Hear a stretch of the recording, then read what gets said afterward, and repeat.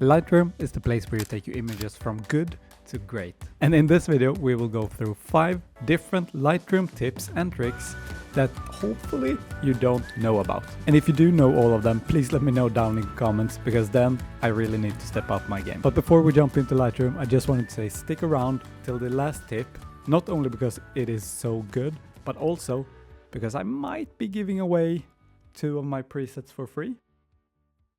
And for tip number 1, we are going to dive into our photos here, and we are going to talk about how to get the sharpest possible photos within Lightroom. And when I work inside of Lightroom, there are a few different things I like to do to make sure that my images turn out super sharp and super clean. When we have our image here, when we are done with our edit and we zoom into it, we can see that there might be a little bit of noise, which is super normal.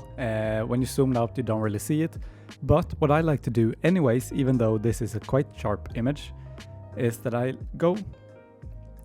like to go down to my detail tab, and here you find noise reduction. Of course this works really well if your image is really noisy, but I also do this on most of my images even though they might be quite sharp. So what I do is that I go to noise reduction and press this denoise. And what this is going to do is that it's going to denoise your image using AI. And here I usually just leave it at 50%. And then I press enhance one image. And then this is going to take a little while, a few seconds. And in the meantime, let's just enjoy our coffee, friends. And after about a minute or so, the effect will have been applied. And if you go down here to your image list, you see that there is a number 2. If you press that, you can see that it has created a duplicate of your image. So when you apply this effect, it is going to duplicate your image and apply the effect to the duplicate. And if we toggle between the two, we can see that it has removed a lot of the noise here in the shadow or the dark part of the image. And it is actually quite a huge difference. But when you do apply this effect, I find that it sometimes makes the image look a little bit too soft. It sort of brings away a little bit of that sharpness around the edges. So to bring that back, we go still here in the detail tab, we go up to sharpening, and we are going to increase our sharpening, but we're not going to increase it on the whole image because we only want to bring it back around the edges of our subject and stuff like that, where I feel like the image has gotten a little bit too soft. So we just want to bring back a little bit of that sharpness. So what we're going to do is we're going to go down to masking, hold down Alt or Option on Mac, and we're going to bring this up. And what you see here is the white parts are the parts that are going to be affected by the effect. So if we leave it down at 0, the whole image is going to be affected by the sharpening. But if we bring it up, you see that it gets darker and darker. And if we keep it at 100, it's only the very, very bright white parts that are going to be affected.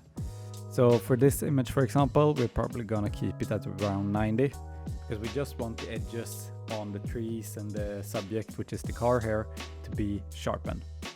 And then we're just going to bring up the sharpening just a little bit.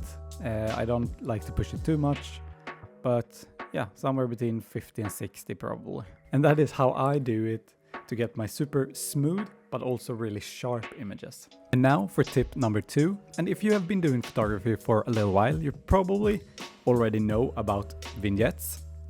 And if we take this image here and we just add the vignette, you can see how it sort of makes the edges of the frame a lot darker.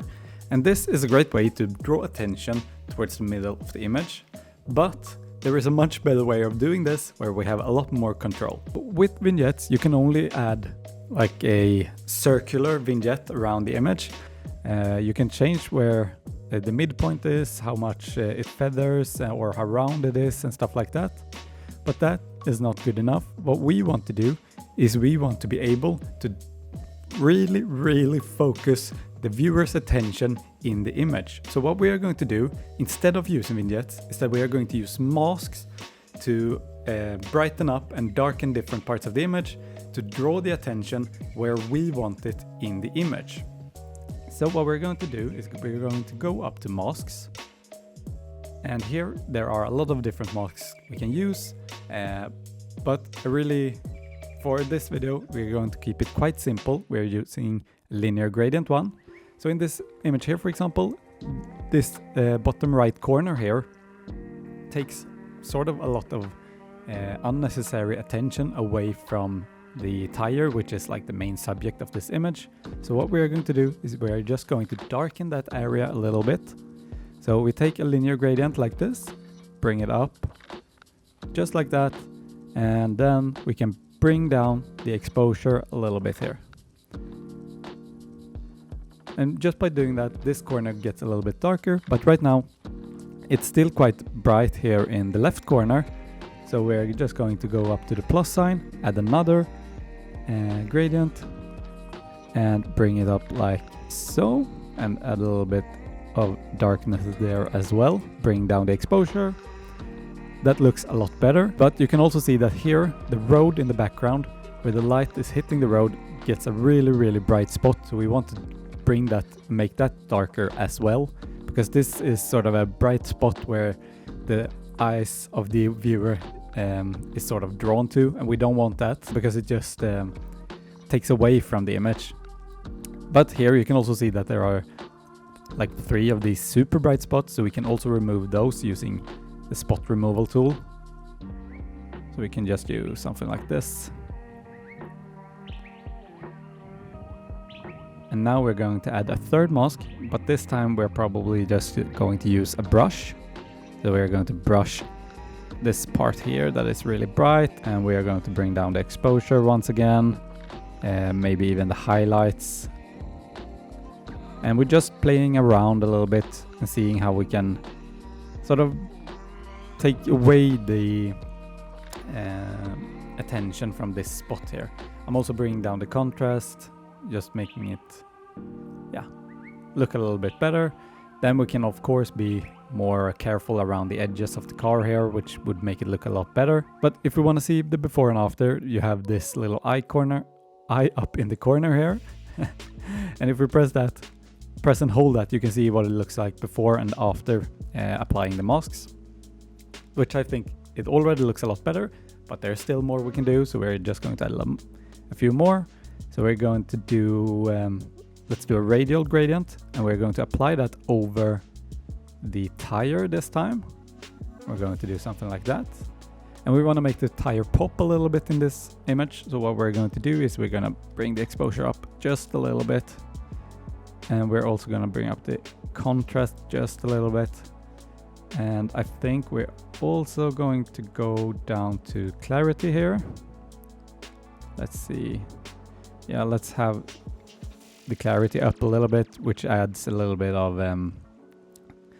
like drama to the image, I guess. Perfect. And we're going to another linear gradient. I think this part up here is a little too bright. We want to have a larger gradient like this. Bring down the exposure like so, and maybe also a little bit like so. And by playing around with these masks, we can make sure that we can draw the attention and focus the viewer's attention where we want it to be in the image. So this is a super powerful tool. You can also use it to change colors and contrast and all of that stuff. It doesn't only has to be the brightness of the image, but start using masks, because this is where you can sort of control the light in your image. And this is just one way of doing it. And the more time you spend on this, I think it just makes it a lot better. I do think that this is the much superior way of doing it rather than just using the normal vignettes. All right, my friends, let's move on to tip number 3. And we are going to talk a little bit about color. And we're going to go down to color mixer. And here you have where you can sort of change the different colors of in your image, and you have your HSL sliders. So you have your hues, you have your hue sliders, you have your saturation, and you also have your luminance. But sometimes when you want to change a color in your image, it can be quite hard to know exactly what to change and where to change. So what I recommend you doing instead of trying all of these different sliders here is to go up to point color, and here you can choose your color picker.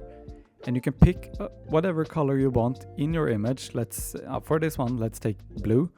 So we can find a spot here and we can press it, and that exact color has now been sampled, and you can see it that has been pointed out here on the right.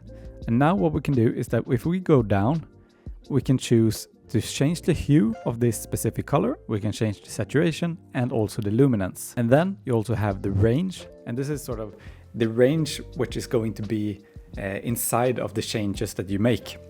So if we take visualize range, here you can see if we bring it up and down, you can sort of see how close to the specific color that you picked it needs to be affected by your changes up here. Let's just leave it at 50 for now, and you can see that almost all the blue color of the car has been selected. So what we can do now, let's say we want to change the color of this car a little bit, we can go into the hue and we can bring it down, make it a little bit more teal, for example, something like that. And let's say we also want it to be a little bit more pop, a little bit more, have a little bit more color, so we can bring up the saturation and also the luminance if we want it to be a little bit brighter. And then let's say we want to change the color of, for example, the green grass here in the background, or the moss rather.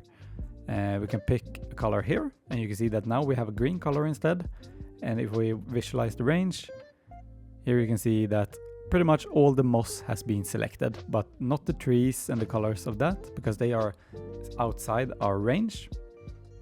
So we can now change the color of our moss. Let's say we want it to be a bit more orange, so this image becomes a bit more teal and orange. Bring up the saturation a little bit, maybe down with the luminance here. And just like that, with the point color, you can choose specific colors in your image and change just that specific color. So this is a really good tool that I have been starting to use very much lately, because it really enables me to make specific changes to specific parts of the image. All right, and now for tip number 4, and this one is just going to be a bit more of, let's say, housekeeping inside of Lightroom. When I edit in Lightroom, I really like to have things organized and clean. So what I like to do here is on the right side here, where you have your settings or menus, I usually like to right click and choose solo mode. And what solo mode is that you can only have one of the tabs open at the same time. So for example, if we open up, let's say, lens blur, you can see that only lens blur is open. And if I were to press on another one of these and press, for example, transform, now lens blur will be closed. If I didn't have solo mode on, what would happen would be that if I open lens blur, then both lens blur and transform would be open. And if I open effects, even that one will be open as well. I personally like really have solo mode on, because I just think it makes it much cleaner and easier to sort of know where I'm at when I'm editing. And then of course you can also right click again, and you can either expand all or collapse all. So for example, if you're not in solo mode and you sort of have opened a lot of these tabs and you want to close them down, instead of going in, closing every single one manually, just right click and do collapse all, and all of them will be closed, or expand all and you will open all of them. Alright, thanks for getting this far into the video. And before we continue with the hack number 5, can't talk anymore, I just wanted to give you guys something. You have probably seen during this video that here on the left I have something called user presets and MVP, all the way from 1 up to 10, and this is my preset pack that you can find down below. But just for you, for making it this far into the video, I will be giving away MVP number 1, which is this one here, and also MVP 10, which is my black and white preset. So you can get those 2 presets for free, and all you have to do is press the first link down in the description, and you will sign up to my newsletter, and you get 2 presets for free. Alright, and now for tip number 5. This is a super simple one once again, but I honestly can't believe that I didn't know about this until like the beginning of this year, and it is super helpful. And it is that when you're editing with your images here, you sort of have a lot of different things around the edges of your frame when you are editing. So on the right side you have all of these settings, on the left you have your navigator and presets and all of that stuff. But if you want to see your image by itself, usually how you would see the image if it were printed or anywhere else, then a quick hack for you is to just press the L button on your keyboard. And if you press it once, you can see that it sort of darkens everything around the image. But if you press it once more, you can see that the whole thing gets black around. So this is just a great way to sort of isolate your image so that you can take a look at it without any distractions around it. And when we are talking about it, press it once more to get it away. But what you can also do is that you see this background around your image, which is right now gray. What you can do is that if you right click that, you can choose the color of that background. So we can choose to have a white background instead, or if we want to have a medium gray, maybe we want a dark gray, or even a black one. So here you can sort of choose the different background colors, which I think is really great because a lot of images that I take end up on Instagram, and on Instagram most people at least have white backgrounds, and then it's nice to sort of just see how your image will look with a white background. Alright guys, I hope you found these 5 tips on Lightroom helpful. Alright guys, I'm super sorry. My camera accidentally died while I was recording the video, so that is why my face sort of disappeared in the end there. But I hope you learned something, that you maybe didn't know all of them at least, and if you did, maybe you enjoyed the presets at least. But I will see you guys in the next one, I guess. Bye.